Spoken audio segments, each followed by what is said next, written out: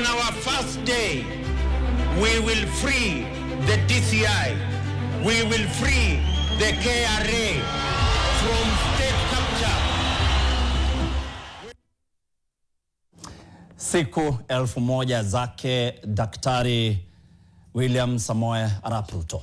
Kwa miaka mingi maandamano hapa nchini yamekuwa yakiandaliwa na wanasiasa, na wakati mwingine hutokea vurugu, mara nyingi yakihusishwa na ukabila na kuongozwa na wale wanaojitafutia ubabe wa kisiasa. Ila Juni mwaka uliopita, matukio yaliyojitokeza hakuna aliyekuwa anatarajia. Maandamano ambayo hayakuwa na kiongozi, bila chama, bila ukabila, ambayo yaliongozwa na kundi la Gen Z, ambayo yalichochewa na teknolojia na hasira za kupinga uongozi mbovu. Kundi hilo liliingia kwenye miji tofauti tofauti na kuandika upya sheria za maandamano. Mwanahabari Frida Ukachi anachambua hali ya maandamano na sura mpya ya maandamano humo nchini.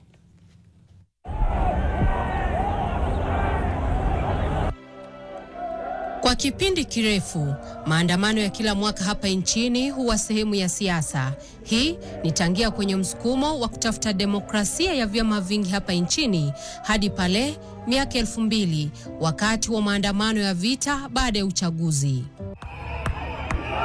Ila Juni mwaka 2024, sura ya maandamano nchini ilibadilika. Lakini mwaka 2024 hakukuwa na vigogo wa kisiasa, magari makubwa ya wanasiasa au kuwa kwenye sehemu za kawaida za kufanyia maandamano. Tumejumuika, tuko watu wa kutosha, tutaenda uhuru. Demonstration has made so many politicians. Kibaki was in demonstrations. You look at their future. Uhuru Kenyatta was in demonstrations. The current president, William Ruto, was in demonstrations. Martha Karua was there. Wangari Maathai was there.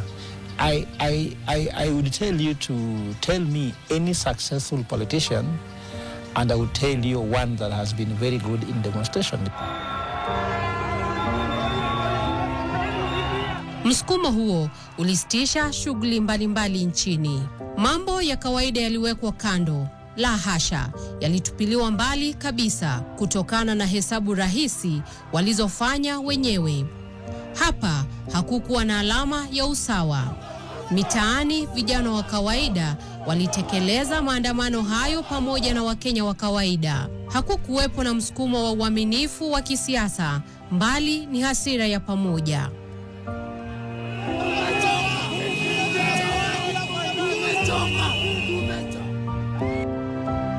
I was scrolling through Instagram and I saw there was this post that was being reposted on rejecting the finance bill. At the time, I hadn't gone through it and I hadn't known much about it. When I realized how it's possible for things to be passed without us knowing, a lot of things that were there were really impacting our lives. And the question I was asking myself was, what other things previously have happened in the same way and nothing has been done about that? I come from Narrow County, and it reminded me of the girls back at home, right? Most of them, as we speak, they cannot even afford pads, sanitary towels, and imposing this duty or this tax on the sanitary towels would only make it harder for them to afford them in the first place. So I think that's what triggered that instinct to go out there. Naserian Kasura, mwenye umri wa miaka 23, ni mwanafunzi wa sheria. Hana uhusiano wowote wa kisiasa, sio mwanaharakati. As an individual, I was fed up of the system, right? And then to go to social media and realize that other people share those same sentiments, that they too were tired of how we were being led, how we were being governed, that made me feel like I was part of a bigger thing. But I think initially it started with a personal initiative, a personal sentiment that I felt that the government at the time was not doing us justice. What to call people to the street was something so uniting as opposed to what is dividing. Economy unites people. Politics divide. Because when they said cost of living was very high, unemployment was very high, corruption was very high, taxes were very high, this is what was the driving factor for them to come to the street. I remember when those things are high, they were literally affecting everybody. Maandamano nchini Kenya mara nyingi yalikuwa yakihusishwa na ghasia na uporaji. Ila kwa wakati huu, waandamanaji walijihami kwa chupa za maji, bendera, rununu na vifaa mbalimbali vya kucheza muziki. Demonstrations have had a lot of goonship before. Remember, the hardcore guys, they are known people who come from the very poor backgrounds who are being used to do it.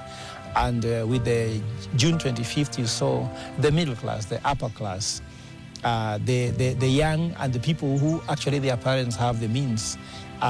No one came from Karen before to do demonstrations. No one came from Lavington. No one came from Muthaiga to do a demonstration. But this time, Muthaigas, the Karens and the Lavingtons and the Kilimanis, everyone was there mixing with the Hurumas guys, and you could see really a national representation of all social classes, but also all genders. And I remember one of the songs they were singing was "Owe, Owe, Owe," and I remember I have a video of myself in the background is that song, and it's just so nostalgic to just hear it because of the chants. It's very beautiful. Every time I listen to that video, it takes me back to that very moment. I was alone at the point, but I ended up having people who we were going with, and it felt, and at that point, it really felt like we're all here for the same thing. I don't know you. We really don't know each other. We've met here, but we all have the same goal. So there's tear gas all over. I have water. I help someone with water. Probably someone has a handkerchief that they've not used. Someone is really, really struggling on the floor. On our first day, we will free the DCI. We will free the KRA from state